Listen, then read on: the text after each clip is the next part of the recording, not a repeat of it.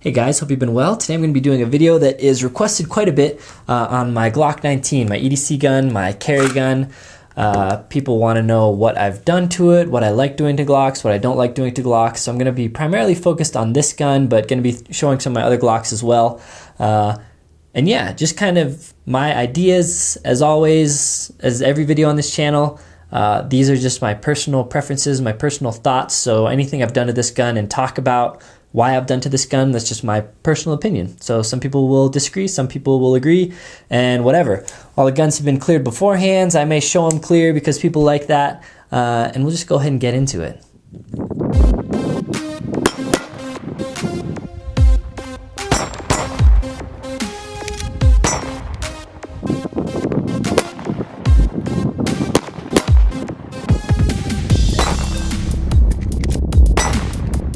So here is my carry setup.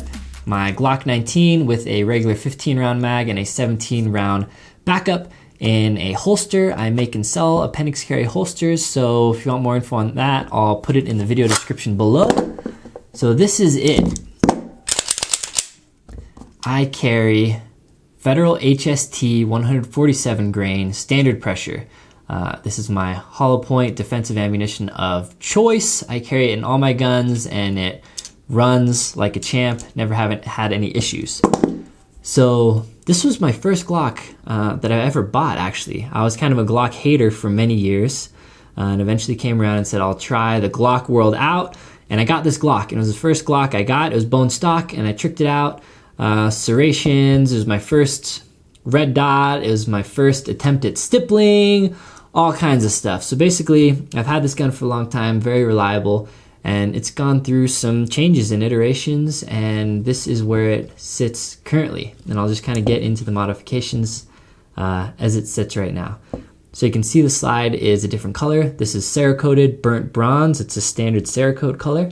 And the reason it's colored, well, one of the reasons is because when you get your slide milled for an RMR or you get serrations added to it, they need to repaint it essentially. So it's a good time then to choose a different color if you want to change it up. So I went with burnt bronze, and we'll just kind of get into what I did to this slide, I guess. So you see there's these front serrations on this Glock. And you can see on a standard Glock, there are no serrations. So I like that because it helps with manipulations for press checks, or if you're just racking the slide. A lot of time would be shooting or whatever, and instead of going over the top or slingshotting, breaking your grip and just going like that is much quicker. So I like to manipulate my firearm like that a lot.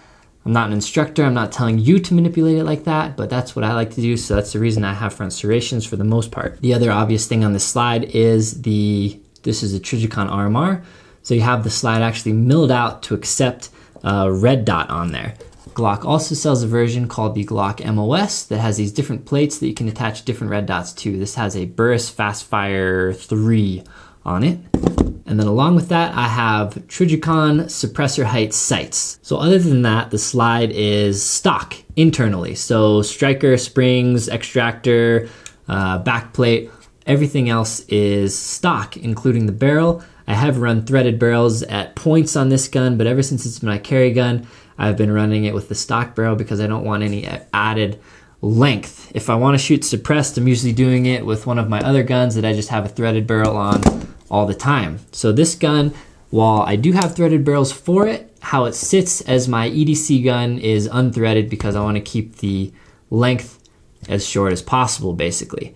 So that's it for the slide. And yeah, it's really worn out because, you know, I don't baby my guns, so has some wear marks all around it. This is the gun I use when I try new prototypes of holsters, and it's the gun I run in pistol and rifle courses, so it's taken a beating, and I like that. I think it adds character, you know? So now we'll get to the lower portion of the Glock, and the first thing you maybe notice is it's stippled. So this is just a stipple job that I did myself. I don't sell my stippling services because it takes a long time and I don't like doing it. There's a lot of companies that do, but basically I just stippled it. I left the finger grooves on the gun because they fit my hand perfect. I love the finger grooves. I don't want to remove them. A lot of people hate them. They don't match people's hands well, but for me, I really like the finger grooves, so I leave them on all my Glocks that have finger grooves anyway.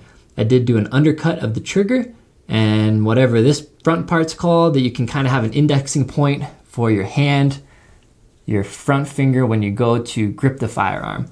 So the undercut is basically allows you to get up as high on the gun as you can. So Glocks by default kind of have a chunkier trigger guard here, and you can remove some material, but not too much, you know, it's still rigid and it's still safe. And I also like to round this portion of the trigger guard as well, because a lot of times when I'm drawing my holster, my hand really wants to get up in there, and if there's any kind of sharp edges here, it'll kind of, you know, callous your hand over the time. And I just, you know, decided to round it. So the only other modification I did, and this is a stock Glock part, is this extended slide stop or slide release. And that is, it's just a factory Glock part versus the flatter one that comes on the 19s by default. So that just helps manipulate it a little bit easier. And it's not really a piece that I think everyone needs to do, but I switched it out to try it out and see if I liked it, and it was about the same, and I just never switched it off. So I could go for the standard one or the extended one. Either way, I don't really care. Right now, all the internals on this Glock are stock. I've run some various triggers and some other stuff in here, but I returned it all to stock just because I like the idea of having a stock Glock. So all my other Glocks, all the other internals of them are stock as well. So when I switch from one gun to the other, I'm not changing trigger systems or weights or, you know, how they break, how they feel, how they reset. It's the same, and I like that. I like that consistency. I like that uniformity if I'm potentially going to be shooting these other guns in any kind of defensive scenario. So I just decided that I'm going to return my guns to stock internally. Now, a lot of people like upgrading triggers because they like getting fancy and like tricking their guns out, and that's cool. More power to them. I got nothing against that at all, but I just wanted stock because, yeah, for reasons I just mentioned. A lot of people will get triggers, different triggers for their Glocks because they feel like it'll help them shoot better. And I don't know, while they may, I feel like that's not really the course to take. If you want to shoot your gun better, learn how to shoot it better. Glocks triggers are completely adequate to shoot fast, to shoot accurate. So if I can shoot a Glock with a stock trigger fine, anybody can. So I don't think necessarily upgrading your triggers so you can shoot better is the option. I would say just learn to shoot better. So I like keeping all my things stock. I do have a little grip plug here, and the main reason I do that is because I kind of find it helps with reloads. So on 9mm and, you know, most centerfire cartridges, there's this little ridge here for the extractor to catch. Normally there is for Glocks, it's open on the bottom. And this kind of, when you're reloading mags, kind of catches around here if you don't have a perfect reload. So while the grip plug doesn't give you like a whole flared mag well reload, it does allow your mag to never catch on the back part of it because it's kind of rounded and basically the mag goes right in. So this is really the only kind of frame modification I like doing to help with manipulations on the gun. And yeah, the only other thing that is here is I carry with the Surefire XC1. Mainly the reason I carry with this particular light is because of the size of it. A lot of people are having reliability issues with this particular light. I haven't had any. It's run like a champ for me, but this is my only one, so my sample size is very small. So it's been good for me. Obviously, there's a lot of lights with a ton more lumens, so this is just 200, but for close quarters or indoor stuff, you know, it's adequate. Would I prefer more lumens? Absolutely, but I like the form factor of this. I like that it adds not much size or bulk or discomfort to an appendix carry style holster. I like this over having like an X300, which will dig into my leg more. So XC1 is my light of choice for my carry gun. Now, that's pretty much it. that's pretty much it for this Glock.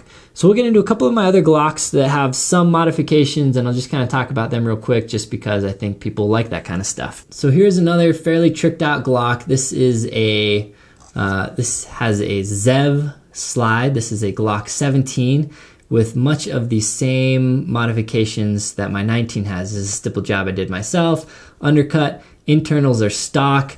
It has a plug as well. And yeah, the only difference is these sights aren't the Trijicon suppressor sights. These are, I don't even remember what they are, but they're all black. And I just put a little white out on the tip actually. So they were black front and rear. Now they're black with a little bit of white on the tip here. So other than that, it's pretty much the same. It has a Silencer Co. threaded barrel in here. And obviously the paint and color scheme is a little different. But again, this has the front serrations, and these actually, as much as, you know, I don't really care for Zev as a company necessarily, these are some of my favorite side serrations, both in looks and just how incredibly grippy they are. So these things grip like crazy. So, you know, kudos to Zev for making such a wicked slide cut. Not sharp, you won't cut yourself on it or anything like that. But yeah, so this is actually, if you're wondering, this is the OD Glock frame. This is the FDE Glock frame. So the OD, olive drab Glock frame, kind of is almost closer to a native FDE color than the FDE Glock frame. This is another Glock I have. This is my Glock that is completely stock. I wanted to keep it completely bone stock just so I have a reference point for comparison. So stock sights, stock everything, no plug. The only thing different I did was add a threaded barrel to it. This is my 26. This is the first Glock that I started carrying. Carried it for years, love it. Still maybe my favorite gun. The Glock 26 I think is a perfect California gun because native 10 round. This has a +1, so it's 11 rounds, so it's not California as it is right now. But by default, the Glock 26 is the perfect 10 round gun. This has a kind of multicam black-esque Cerakoted slide. Again, it has front serrations, no RMR on this. Internals are stock. I didn't give this a big undercut or anything, and I didn't stipple this because it was really dedicated carry gun. And when I was carrying this, I didn't want to mess with stipple because I thought it would irritate my skin and catch on my shirt and stuff. I haven't really found that to be the case with my stippled carry gun, though that could be just because Glock already has such a gnarly texture that I didn't really notice the difference between this Gen 4 Glock texture and a stippled texture. This gun has Trijicon HD sights with the orange, whatever luminescent tip, and then I have green vials in the rear, and I believe, I don't even know, a yellow or orange vial in the front. So there's differentiation between the front and rear. So this gun, awesome gun. I love the 26, feels really good in the hand, and I prefer the pinky extension on it to get a full grip, though, you know, obviously without it, your pinky kind of dangles, and you can still usually shoot like that. I love the 26 because it can take these mags, it can take Glock 19 mags, and it can take Glock 17 mags. You put a 17 mag in it, and now you have kind of a fuller grip on your gun. So 26 is a sweet little piece for sure. We have a 43, which I'm not really much of a fan of. It's a single stack Glock. It's not my favorite of the single stacks, but it is what it is. The Glock 43 can't take your double stack mags, obviously, because it is a single stack. So it has some limitations there. This one is also pretty much bone stock. And yeah, this is like the Battlefield green color. Another Glock I have is the Glock 19 MOS. This is also pretty much bone stock aside from obviously the red dot, and then I put some suppressor height sights on it as well. Other than that, pretty much a bone stock Glock. I wanted a bone stock black Glock because I didn't own one, so I bought this one. So yeah, this is just, you know, again, like I said earlier, my personal setups, my personal preferences. People were wondering how I had my Glock set up, what kind of mods I had done to them, and here it all is in a video. As always, thanks for watching. If you liked the video, found it entertaining, informative, whatever, take 2 seconds to hit that thumbs up button. I really appreciate it, and get subscribed to the channel. If you have any questions, feel free to ask them in the comments section below, and I'll see you guys next time.